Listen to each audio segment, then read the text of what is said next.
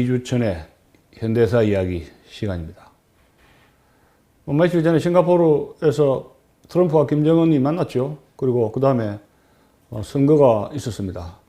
많은 애국 시청자 여러분들께서 잠을 못 자는 그런 밤이 계속되었지 않는가 그런 생각을 하게 됩니다. 그렇지만 우리는 항상 희망을 가지고 이 현 시국을 바라봐야 될 것 같습니다. 오늘 저의 현대사 이야기는 지금 6월 25일 6.25 아닙니까? 6월에도 호국의 달이라고 해서 6.25가 지금 터진 지가 벌써 68주년 되죠. 그렇게 되는데 6.25 전쟁의 배경, 6.25 전쟁의 배경에 대해서 오늘 좀 말씀을 드리고 싶습니다. 네. 6.25 전쟁의 배경이라면 여러 가지 이 6.25가 왜 일어났느냐 이런 걸 볼 때 한 서너 꼭지를 가지고 올 수가 있습니다. 첫째로는 미국의 한반도 정책, 무관심한 미국의 한반도 정책을 생각할 수가 있고, 또 두 번째로는 미군 철수, 49년 6월에 있었죠. 그리고 50년 1월에 있었던 에치슨 라인의 발표. 그 다음에 이제 네 번째로 결정적인 것은, 김일성이 주도한 김일성, 모택동, 스탈린의 침략 계획, 침략 야욕, 이렇게 이제 한 네 가지로 이렇게 꼭지를 만들 수가 있습니다. 잘 알다시피 세계 역사는, 이 평화 무드가 흘러갈 때 아이러니하게도 전쟁이 발발할 확률이 굉장히 커진다는 사실입니다. 그래서, 전쟁을 막으려면 전쟁에 대비를 해야지 평화를 부르짖어서는 안 된다는 교훈을 6.25가 남겼던 겁니다. 자, 우리가 그 배경을 좀 말씀드린다면 45년 8월에 우리나라가 좀 해방이 되었지만 38선으로 분단이 됐는데, 그때 미군정, 하지 중장이 들어와서 미군정을 지시했고 북한에는 소련군이 들어왔죠. 그러면서 어떤 문제가 생겼냐면은 계속 한국은 직접 독립을 지켜주는 게 아니라 신탁 통치를 해야 되겠다. 이런 주장을 미국의 루즈벨트 대통령 또 미국 국무부가 추진을 했던 겁니다. 그래서 1차, 2차에서 미소공동위원회가 열리면서 신탁 통치 문제를 가지고 미국과 소련이 힘겨루기가 진행된 것이 한반도의 정세였습니다. 그런데 이제 그것이 미국과 소련 간의 신탁 통치 문제가 불거지니까 이 국내에서는 찬탁운동, 반탁운동으로서 좌익우익이 이제 격돌을 하게 되고, 또 4.3 제주 사건, 또 군대 반란이죠, 이게 또 여순 반란 사건, 이렇게 많은 사건이 터지면서 굉장히 전국이 혼란했습니다. 그런데 이제 미국 같은 경우에는 지금 정세가 전 세계적으로 미국이 유럽이라든가 일본이라든가 많은 미군들이 이제 세계 각국에 진주를 하게 되고, 세계 미국의 많은 군사적인 경제적인 원조가 긴박하게 돌아갔을 때인데, 우리나라 문제를 유엔에 이관하게 된 것이 47년 가을이었습니다. 그래서 한국 문제가 유엔에 이관되면서 유엔에서 5월 10일 총선거를 결의를 하게 되고, 그러다가 유엔 한국 임시위원단이 38선을 건너지 못하고 남한만의 총선거를 했던 것이죠. 근데 이제 거기 이제 단독 정부를 수립하자는 여론이 조성됐는데, 남한에서는 소위 이 남북 협상파, 중도파들이 평양을 방문해가지고 4월달에 한 일주일 동안 평양을 방문해서 남북 대표 연석회의가 있었습니다. 그러면서 이제 김일성이 이걸 주도를 했고, 그래서 이제 50 총선거에 대해서 남한의 이 독립 애국 세력들이 일치 단결해서 50 총선거를 참여하지는 못하게 되었습니다. 상당히 이제 많은 분열이 있었죠. 그런 가운데서 소위 우여곡절을 겪어서 총선이 이루어지고 국회의장이든 제헌의회가 구성이 되고, 그 제헌의회 의장이었던 이승만 박사가 소위 국회 간접선거에 의해서 초대 정부의 대통령으로 당선이 되게 됐습니다. 그래서 이제 8월 달에, 48년 8월에 대한민국이 건국이 되고 초대 정부의 내각이 이제 구성이 되었습니다. 그 해에 48년 12월 12일이죠. 파리에서 열린 제3차, 유엔 제3차 총회에서 대한민국이 한반도에서 유일한 합법적인 정부로서 이제 인정을 받게 되었던 것입니다. 그런데 이제 국내에서는 또 어떤 문제가 있었냐. 아까도 이야기했지만은 소위 그 4.3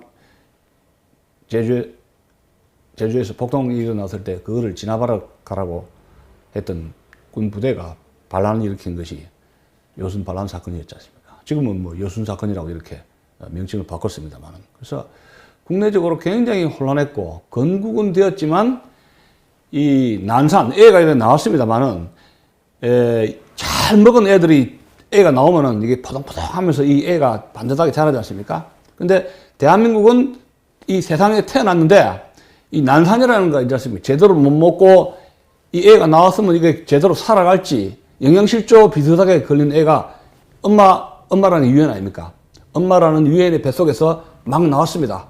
근데 난산 과정에서 나왔는데 이 어린애는 피투성이었다는 얘기예요. 일종의 영양실조 걸렸는데 과연 대한민국이라는 이 어린아이가, 베이비가 살아남을 수 있느냐 하는 것은 하나의 그 세계사적인 과제였다 하는 점입니다. 자, 그런데 이 유엔이 이제 우리나라 한반도에서 이 통일정부를 구성하기 위해서 총선을 실시하라 했을 때에 조건이 뭐였냐면 그 유엔 결의 조건에 남북 한간에 있는 양군 철수를 해라. 북한의 소련 군대, 남쪽에 미군을 철수시키라는 것이 남북한 총선의 전제 조건이었습니다. 그러다 보니까 이제 북한하고 소련 쪽에서는 계속 프로파간다 합니다. 우리가 철수할 테니까 남쪽의 미군도 철수하라. 해서 아마 48년 12월경에는 소련 군대가 철수를 하게 되고 남쪽의 미군들 왜 안 나가느냐 해서 미군 철수 운동을 대대적으로 부추기게 됩니다. 지금 우리나라 싱가포르의 회담 이후에 지금 한미 군사훈련 이제 안 한다고 했죠. 트럼프가 약속을 했죠. 그러다 보면 종전선언 또 평화협정, 북한의 또는 뭐 사무소, 미국의 사무소 개설 이래 되면은 미군 철수 운동이 가시화될 수가 있겠죠. 그걸 한번 되돌아볼 수가 있습니다. 이때 그러면 미국이 45년 8월 해방이 됐을 때 지금 미국은 전 세계 이제 일본, 한국, 독일의 군대를 지금 배치를 하고 있지 않습니까? 그런데 2차 대전이 끝났을 때 그 어마어마한 수백만의 미군의 병력들이 급속도로 감축이 됩니다. 감축이 되면서 이제 그 세금 문제, 국방비 삭감 문제가 등장하게 되고 미군이 감축이 되니까 미국의 군부에서는 비용이라든가 병력을 볼 때 최우선적으로 미국이 중요한 지역에 주둔해야 된다 하는 입장을 가지고 있었습니다. 그러다 보니까 제일 미국이 우선시하는 거는 군에서 미군부가 우선시하는 거는 서유럽 방어입니다. 그 다음에 두 번째 그러면 아시아에는 어디냐? 일본, 필리핀하고 일본입니다. 그럼 한국은 뭐냐? 한국은 대륙하고 붙어 있기 때문에 이건 좀 I don't care. 약간 무관심하고 약간 이게 골치아파하는 그런 그 전략적인 이해관계에서 약간 지금 빠져 있는 상태였습니다. 여기서 전략적 이해관계, 전략적 가치라는 거는 지금 우리나라 이런 겁니다.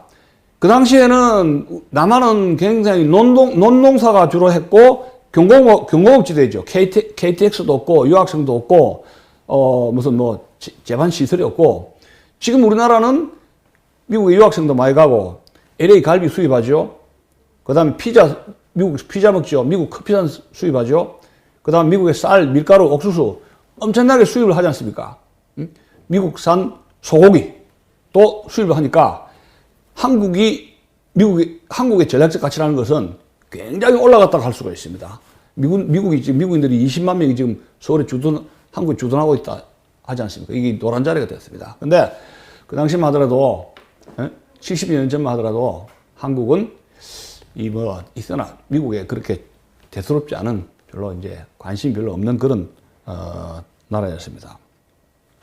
또 그리고 45년부터 47년 사이에 미소 간의 갈등인 냉전 체제가 구축이 되는데 소련이 2차 대전이 끝나고 나가지고 유럽하고 동유럽하고 중부 유럽 그 다음에 아시아 만주 쪽에 소련 군대가 이렇게 점령을 하게 되면서 거기에 괴뢰 정부를 구성을 하게 되죠.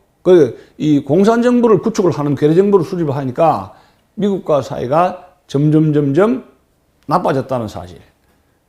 그래서 이제 미국 같은 경우에는 1차 대전, 2차 대전, 2차 대전이 터졌으니까 앞으로의 전쟁은 소련과의 전쟁이다. 그 전쟁은 뭐냐? 게릴라전이 아니라 3차 전쟁, 3차 대전이다. 소련과의 전쟁. 그 3차 대전을 막아라. 그 전쟁은 어디에 있을 것이냐? 아시아가 아니라 유럽에서 3차 대전이 터질 수 있다. 그걸 막아야 되겠다. 이런 인식을 군부 중심으로, 미군부 중심으로 가지고 있었다는 사실입니다. 또 46년, 47년 사이에 터키와 그리스에서 소위 소련의 소련 공산주의 정권의 배후에서 지원을 받았던 공산군들이 준동을 하면서 터키라든가 그리스의 이 체제를 위협하는 여러 가지 무장 반란 사태가 있었기 때문에 이 트루만 대통령이 트루만 독트린을 선언을 하면서 이 그리스, 터키에 대한 군사 원조를 개시를 했죠. 그리고 몇 달 뒤에 여름에는 미 국무장관 마샬이 하버드 대학에서 마샬 플랜이라는 걸 선언을 해가지고 서유럽에 대한 대규모의 경제 원조를 하게 됩니다. 자, 그러다 보니까 트루만 독트린 마샬 플랜이라는 거는 거의 다 대부분이 미국의 군사적인 경제적인 원조가 어디로 갑니까? 아시아로 가는 게 아니라 유럽으로 갈 수밖에 없게 되는 그렇게 됐습니다. 한국에 이 대한민국에 말하자면 돈이 없다 이게 그런 형편이 취하게 된 거죠. 그리고 2차 대전 끝나고 나서는 이 전쟁을 하다 보면은 이 군인들이 입김이 세지 않습니까? 이 당시에도 이 국무부에 비해서 미국의 군부의 입김이 굉장히 강했다 하는 점입니다. 또 한 가지 우리가 그 정세를 좀 말씀드린다면은 1949년이죠. 겨울에 장개석 군대와 모택동 군대가 국공내전이 치열하게 한 3, 4년 벌어졌었는데 모택동의 공산군대가 장개석 국부군 군대를 대만으로 쫓아내면서 49년 겨울에는 아시아의 레드 차이나 만들어지죠. 붉은 중국이 뻘겋게 되어버립니다. 그러면서 국제정세가 급속도로 변하게 되었다 하는 점입니다. 자, 근데 이제 미군 철수가 본격화되는데 이런 과정에서 미군 철수가 본격화되는데 이미 48년 9월 달부터 미 25군단이 철수를 했던 것이고 49년 6월에 그 철수가 완료가 됩니다. 그러니까 9개월 동안에 미군이 차차 한꺼번에 나간 게 아니라 나가게 되었다는 점이죠. 근데 미 국무부가 미군 철수를 끝까지 말렸습니다. 아직은 철수할 때가 아니다. 아직은 철수하였다. 좀 더 철수를 늦춰야 된다 하는데 미군부 그때 미국 육군 참모총장이 드와이트 아이젠하워 장군이라는 말이 있습니다. 아이젠하워 장군이 철수를 해야 되겠다고 이렇게 주장을 했습니다. 예산이라든가 병력의 문제를 가지고 주장을 한 거죠. 국동군 사령부 이제 동경에 있는 메가더 국동군 총사령관 메가더 그 오성 장군이죠. 이 메가더 장군도 한반도에서 미군 철수를 찬성을 했다고 그렇게 이야기를 하고 있습니다. 병력 부족이고 병력 부족이기 때문에 이 철수는 불가피하다. 미군이 이렇게 철수를 했느냐고 하면은 중국 대륙과 붙어 있고 49년 겨울에는 이 장개석 군대가 대만을 쫓겨났죠. 그리고 이게 영향력에서 벗어날 수가 없다, 이 얘기야. 예. 그래서, 이, 공군과, 공군을 통해서 만약 문제가 생기면 공군을 어떻게, 커버할 수 있지 않냐. 그런 생각을 했던 것이고, 또 이런 겁니다. 설마, 당장 김일성이가 쳐들어 내려오겠냐. 그런 생각을 했을 수가 있죠.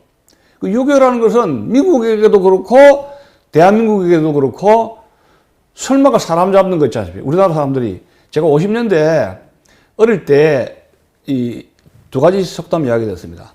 하나는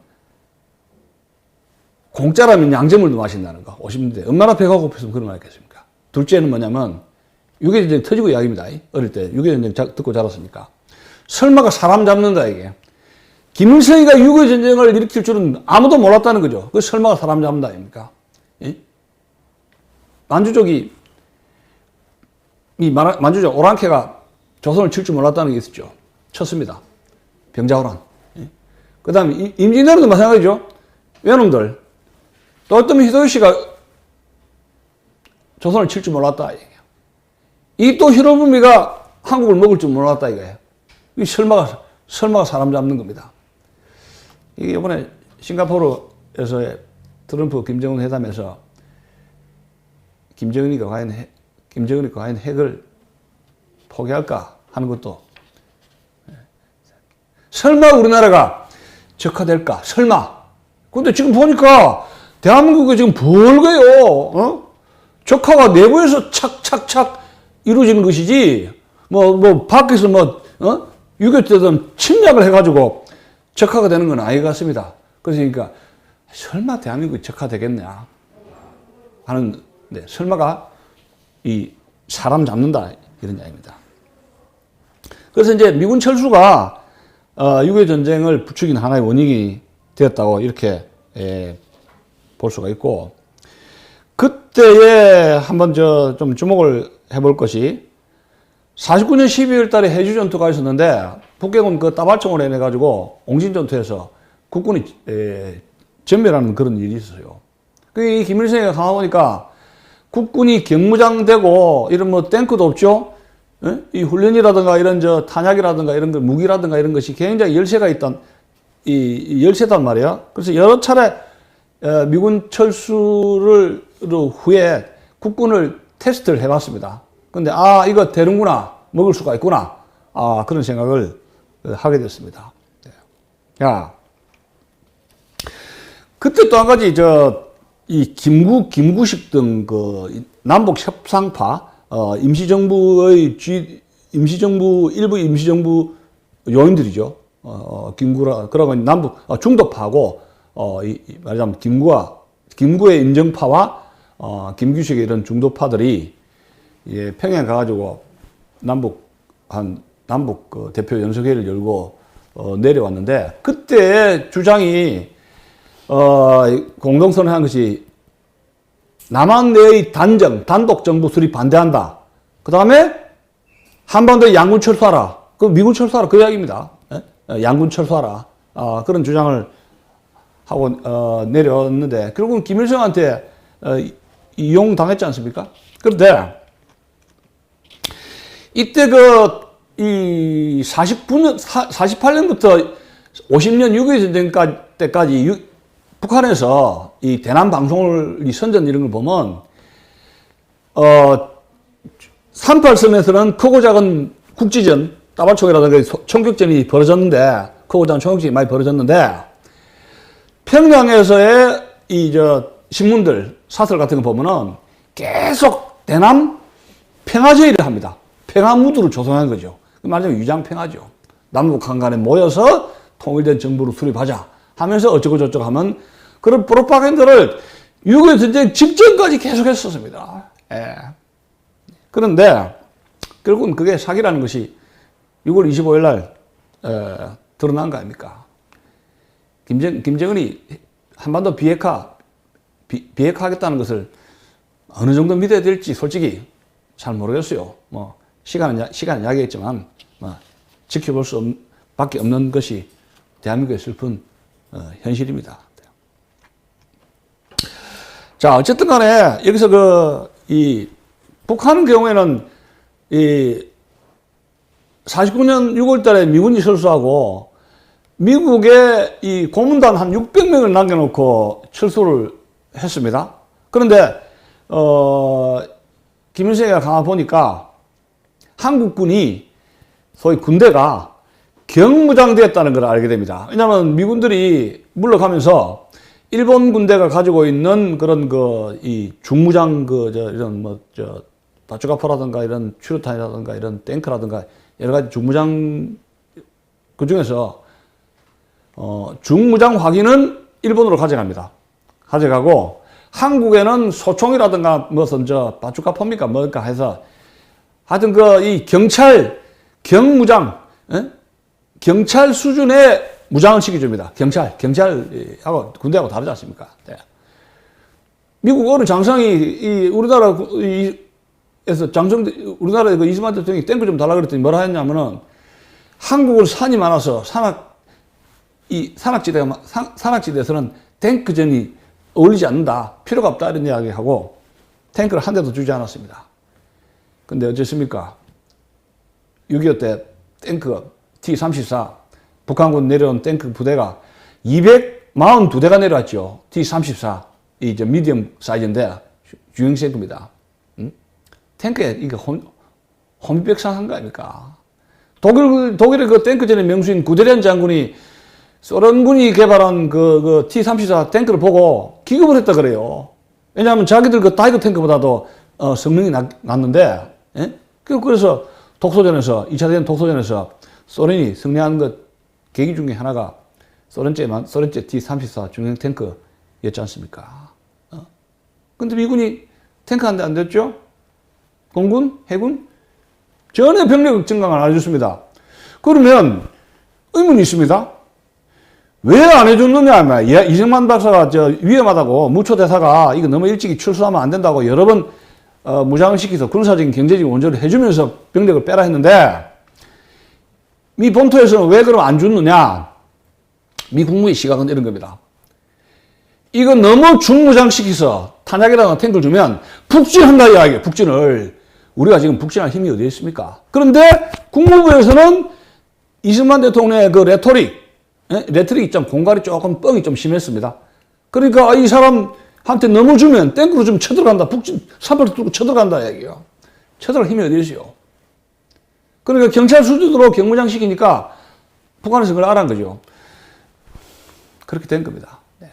자, 그러니까 이제 결과적으로 얘기지만 소련군은 48년 겨울에 철수를 하면서 소련군이 가지고 있는 중무장한 탱크를 포함해서 모든 무기 탄약이라든가 그걸 고스란히 놔두고 갑니다. 근데 미군은 뭐예요? 중무장한 기갑사단들 부대 다 일본으로, 하와이로 다 뺐다 하는 점입니다. 그게 큰 차이가 있었죠. 또 이제 이 전쟁의 발발 배경으로서 하나의 구실이 된 것이 에치슨 라인입니다. 에치슨 라인을 발표한 것이죠. 에치슨 라인. 미국 국무장관 에치슨이 1950년 1월 달에 미국의 아시아의 방어선을 갖다가 이 선을 이렇게 그었다고 하는 발표한 건데, 그 이제 아시아 위기라는 그런 제목으로 해가지고 발표한 겁니다. 아시아 위기라고. 근데 이게 이제 방어선이 뭐냐면 엘류산 열도하고 그다음에 이제 일본 그다음에 이제 소위 여기서는 필리핀 제외한 거죠. 대만을 제외한 겁니다. 한국하고 이 대만하고 인도네시아를 제외했던 것이고, 그러면 커버하는 건 뭐냐? 필리핀, 일본, 보르네오, 그다음에 알루시안 열도 이렇게 해가지고 선을 끄는데 한국하고 대만이 인도차이나 반도가 싹 제외돼 버리고 말았습니다. 근데 이제 왜 그렇게 했느냐? 에치슨의 해고를 보면 나도 언제 했는가 생각도 안 난다 이렇게 얼버무렸는데, 그것은 미국의 그 당시에 한국에 대한 무관심을 그대로 직시했던 것이고, 이런 생각입니다. 혹시나 한반도에서 문제가 생기면 지금 이라크처럼 공군적으로 한두 방 때리면은 엄마야 하면서 도망갈 수 있지 않는가?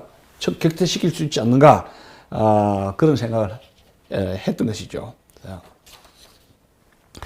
자, 그런데 과연 대한민국이 북한군이 남침했을 때 공군력만으로 충분히 커버할 수가 있었는가, 불가능했다 하는 것은 6.25 전쟁 발발 일주일 만에 그것이 증명이 되었다 하는 점입니다.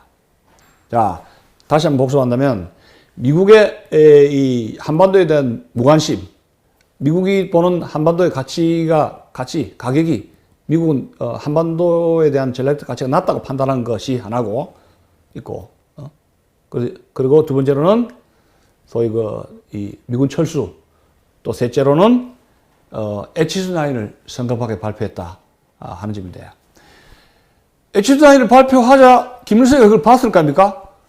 탁 받아보니까 한국이 미국의 아시아선 방위선에서 밖에 있다? 원래? 그리고 미군 철수했다? 원래 이게 웬 떡이냐 이래 된 겁니다. 원래 이건 먹을 수가 있구나. 그것은 미군이 다시 들어오지 않는다는 걸 전제로 한 것이죠. 설마 미국이 오겠느냐 이게. 기분이 좋아가지고 날뛴 것은 우리가 충분히 예상할 수가 있습니다.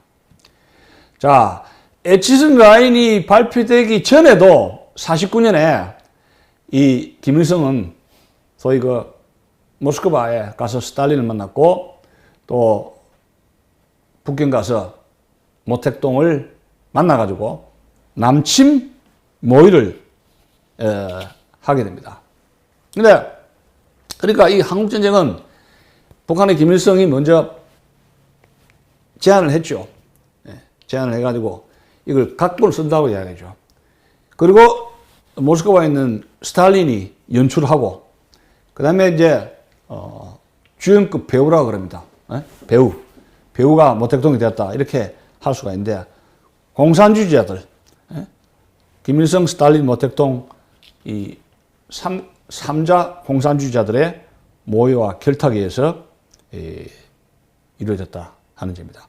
최종적으로 계획하고 모든 플랜을 짜고 원조를 해주고 이래라 저래라 다 워 시나리오 해준 거는 스탈린이라고 볼 수가 있습니다. 그래서 이 워 시나리오, 워 플랜 그런 것을 또 초기에 엄청난 무기 이런 것은 스탈린이 되어졌다 하는 점입니다.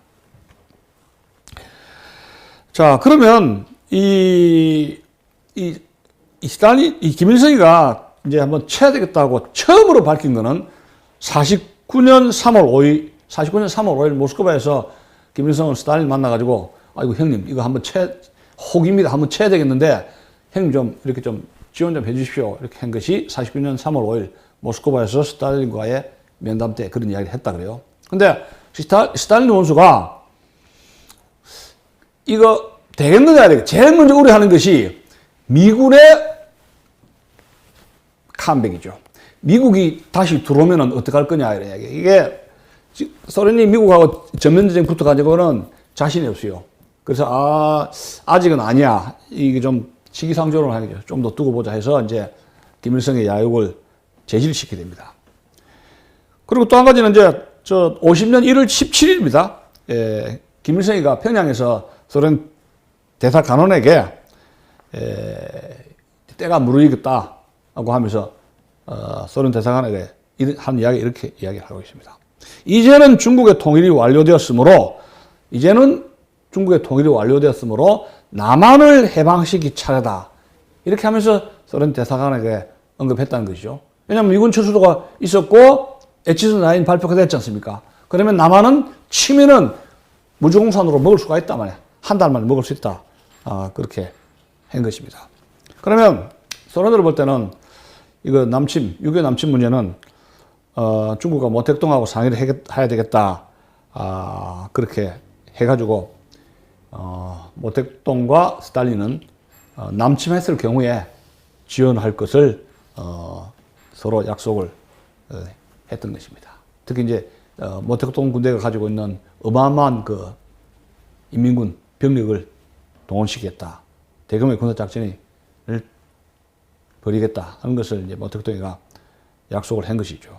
그래서 49년 49년부터 가을부터 2월 달까지 중국하고 소련은 긴밀하게 한반도에서 군사작전을 준비를 했던 것이고, 초기에 남침 과정에서 이 북한군의 군사적 지원은 소련으로부터 왔다고 볼 수가 있습니다. 탱크, 탄약, 군장비, 대포, 의약품, 석유 등 이런 것을 적극적으로 북한은 김일성에게 공급을 했던 것입니다. 아까도 얘기했지만 특히 그 소련제 T-34 중형 전차, 이것이 이제 초기에 한국 전쟁에서 6.25 전쟁에서 용맹을 떨치게 되는 것이죠. 자, 더 우리 이야기 좀 더 해본다면 50년 4월입니다. 이 스탈린은 이 김일성이가 지금 그 50년 4월달에 모스크바를 갔을 때 적극적으로 이제 도와주겠다고 이야기하는데 핵심은 그겁니다. 국제 환경이 변했다, 이게. 국제 환경이 변한 것은 49년에 이미 중국 대륙이 벌겋게 레드 차이나 공산화가 달성됐죠. 그렇다면 가장 굉장히 유리한 조건으로 남한도 접수할 수가 있다. 그렇게 생각을 했는 겁니다. 그리고 소련의 의도는 또 이런 겁니다. 모택동을 한반도에 끌어들인다면 결국은 이 미국하고 자유진영하고 적대 세력이 되지 않습니까? 그렇게 함으로써 이 중국을 미국하고 적대 세력이 되니까 모택동을 자기 손아귀에서 계속 컨트롤을 할 수가 있다. 그런 생각을 했던 것입니다. 이제 가장 주저한 것은, 가장 우려한 것은 스탈린이 우려한 것은 미국의 개입이었는데, 그것을 대비해서 소련은 개입하지 않는다 이야기입니다. 그래서 6.25 전쟁 보면은 소련군은 이북에서 말이죠, 이 파일럿 북한군으로 위장을 해가지고 노스케 말로 샬라샬라 하는데, 이거 러시아 말로 하는데 자기 소련 공군기가 위장을 해가지고 북한 공군기처럼 위장을 한 채 북한 영공에서 소련 공군이 출격했다는 것이 나오지만, 소련의 육군 병력은 개입을 하지 않고 모든 직접적인 개입은 중공군에게 맡기는 그런 현상이 벌어지게 됐습니다. 왜냐하면 미국과 직접적인 대결을 스탈린이 굉장히 두려워 했다 하는 점입니다. 그러니까 이제 이 결론으로 우리가 한번 돌아가게 되는데, 결론, 6.25 전쟁 배경의 결론을 한번 보면은, 소위 그 안보 문제를 보게 되면은, 안보, 이 외세, 동맹도 중요한데, 이 자립적으로, 자립 정신이 굉장히 중요하다는 겁니다. 메가드가 처음에 초기 전투에서 한국을 도와줘도 될까 말까 이렇게 망설였는데, 직접 메가드 원수가 이제 한국에 참전해가지고 들어와가지고 한국군이 이제를 갖다가 한국군 수원인가 오산에서 한번 인터뷰한 모양이래요. 그래서 이 군인이 무기만 주면은 나는 목숨으로 지키겠습니다. 그런 말 했답니다. 이 국군이. 이름은 제가 모르겠습니다. 메가드가 그 말을 듣고 이거는 지원해도 되겠구나 하면서 이제 본격적인 미국의 지원이 있었다고 하게 됩니다. 자, 49년 6월 달에 미군이 철수를 하게 되는데, 철수를 해가지고 결국은 전쟁의 하나의 발발 요인이 됐던 것인데, 지금 싱가포르 회담에서 지금 미군 이제 훈련 안 한다고 하지 않습니까?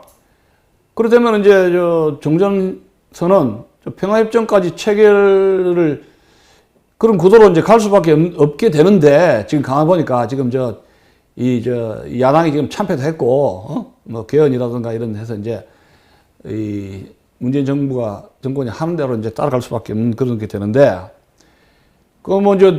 내부에서, 광화문 내거리에서 이제 촛불이 아니라 미국 나가라고 철수를 요구할 수 있죠? 그럼 이제 트럼프 행정부가 이걸 어떻게 받아들일까?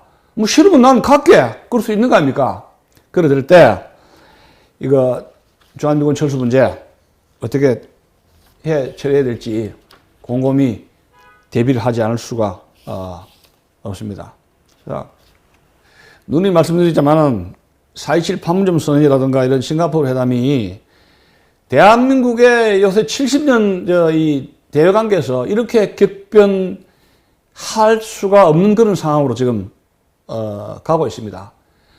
그렇게 하다 보면은 이번에 그 투표가 뭐냐면 한반도 평화를 문재인 정부가 약속을 했으니까 한번 해봐라는 거죠. 근데 이건 경제가 꽝이 돼도 경제와 안보는 같이 가야 되는데 화끈하게 미루는 거 아닙니까? 말하자면 경제가 꽝이 돼도 안보를 확실히 안 되면 좋다 해서 막 미뤄준 건데, 국민들이 이 안보의식이 무장 해제가 되면은 나라가 굉장히 어려워질 가능성이 크다 이런 이야기입니다. 아마 그렇기 때문에 아마 23일 날 지금 이 KBS 본관에서 거짓만국 언론 규탄 범국민 이 집회를 갖다가 이 뉴스타운이 한번 하자고 하는 거 아닙니까? 안보와 경제는 같이 가야 된다 이게 그런 것을 말씀을 드리고 싶고, 이 남북 한간의 모든 합의를 북한이 깼습니다. 그러면 북한과의 합의는 무의미해요. 이번에 또 약속을 했는데 또 어떻게 하자, 뭐 우리끼리 남북 한끼리 우리끼리 저렇게 하자고 했는데, 북한의 김정은이가 얼마나 약속을 지킬지는 미지수입니다. 약속을 만약에 지키지 않았을 경우에 어떻게 할 겁니까? 그러니까 경제 지원을 먼저 해주면 안 된다는 이야기예요. 지금 USB 먼저 건너갔죠? 그 USB에 뭐가 들은지도 아무도 몰라요, 아무도. 그리고 지금 비밀리에 뭘 갖다 줬는지 아무도 모른다는 이야기예요. 얼마나 또 갖다 줘야 될지. 경제가 어려운데. 참 그런 지금 형편인데, 그래서 이 판문점 회담을 했던 그 조이 제독이 북한 공산주의자들과의 이 협상에서 많은 그 교훈을 남겼습니다. 그렇기 때문에 지금 우리 남북 한간에 지금 70년이 교류가 되는데, 지금 계속 지금 이제 뭐 6.15 공동선언에서 남과 북이 만나서 어디로 뭐 금강산에서 갈지 평양 갈지 뭐 왔다 갔다 할 참인데, 이때일수록 이 북한에 대한 경각심을 늦춰서는 안 되는 것이고, 또 우리 스스로가 안보의식이 무장 해제가 되면은 돌이킬 수 없는 이런 그 후환을 남기게 될 수밖에 없습니다. 설마 사람 잡는다고 하지 않습니까? 김정은이가 설마 약속을 깰까? 그게 설마지요. 이 우리나라의 비극은 설마 때문에 이루어진 비극으로 이 나라의 운명이 완전히 곤두박질 쳤다는 것을 우리가 6.25 며칠 안 남았습니다만은, 지금 68주년입니까? 68주년을 맞이해가지고 이 뉴스타운 시청자 여러분들에게 간곡히 말씀을 드리는 것입니다. 이상으로 마치겠습니다. 감사합니다.